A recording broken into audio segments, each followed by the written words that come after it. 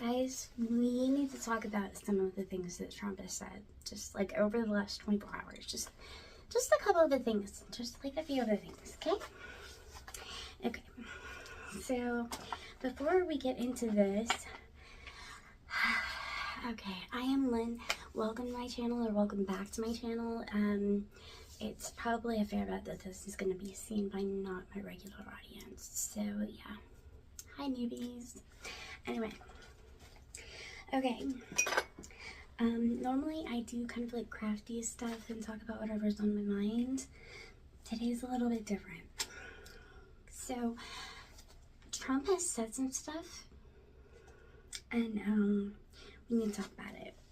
So, he said that, like, people aren't being paid after the disaster because of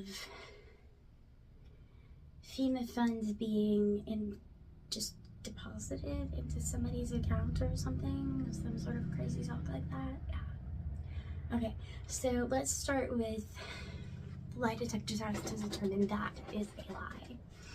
Okay. Yeah, I've got a kitty in here with me, so that should be fun. Okay.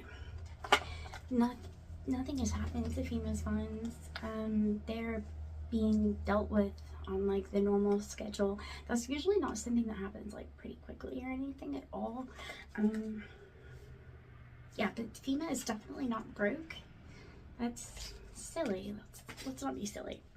Okay, the $750 payments, that is a one-time emergency, like immediate assistance-y kind of thing. That's not going to be a final payment from FEMA by any means. It's just, you know, people need diapers, underwear. People need, like, stuff to live. I don't know if you know, like, about all that part of it, but yeah, they need things sometimes. Okay.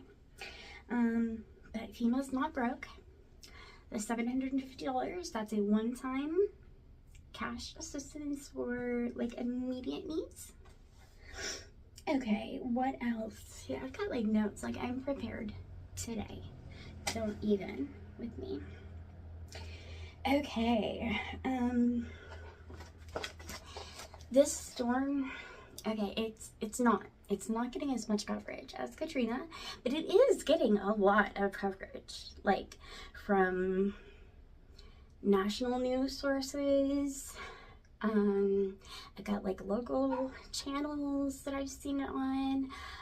Of course it's being talked about like by every, you know, YouTube content creator, because we're an echo chamber. We have nothing else to talk about other than the day's news. Okay, yeah, I'm not feeling attacked by myself, not at all. No, anyway, yeah, but see, the thing is, when Katrina happened, that was like 2006, right? It was a once in a century kind of thing. And today, the headline that this being the deadliest storm since Katrina is still not enough to get it like on all of the front pages. It is getting on plenty, don't get me wrong.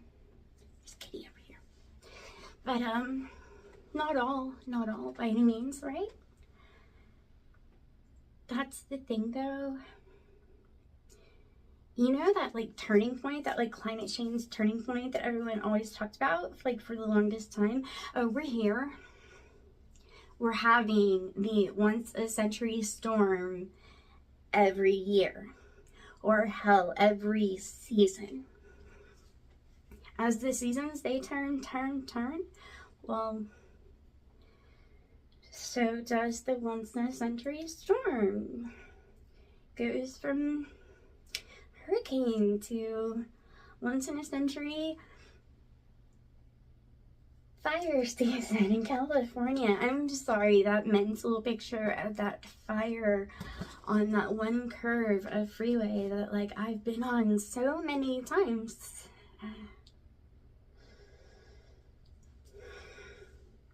3, 2, 1. 1, 2, 3. What the heck is points for anybody who knows that reference. I don't know what the points are for, but we will find something, okay? And you will get them awarded. Which brings me to my next point. Trump was mentioning that we stopped talking about climate change, and that's because it's here. It's here. Now it's a new world we're living in.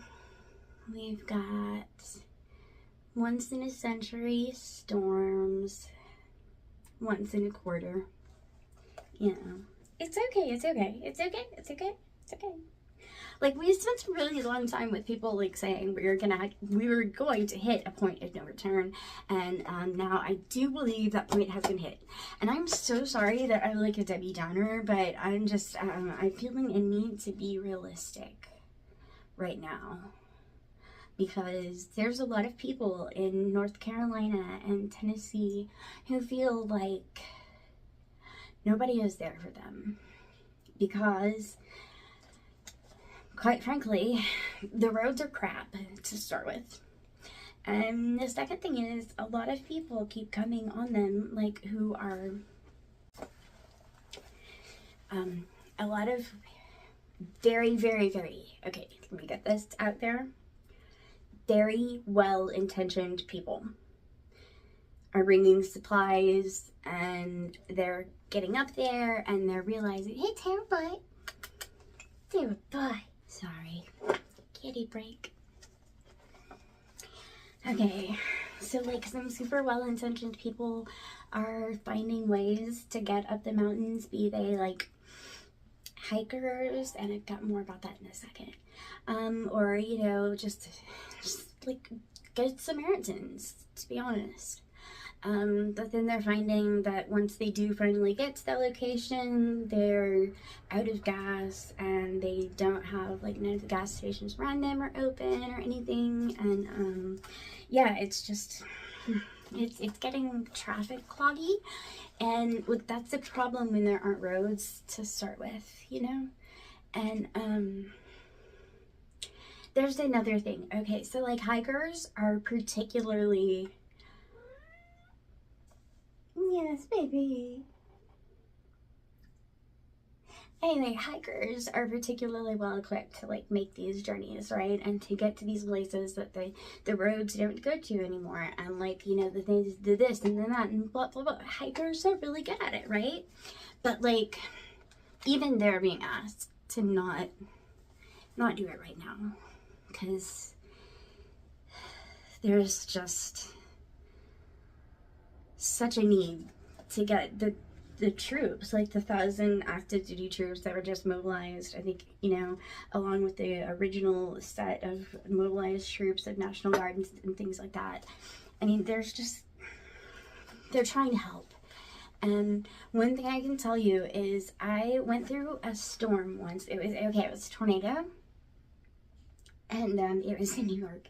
And no one knew what the hell it was, right? Except a little texting in the group. Anyway,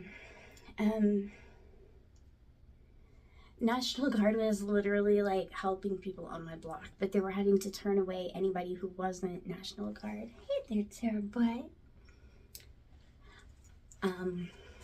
It's just, there's only so much space.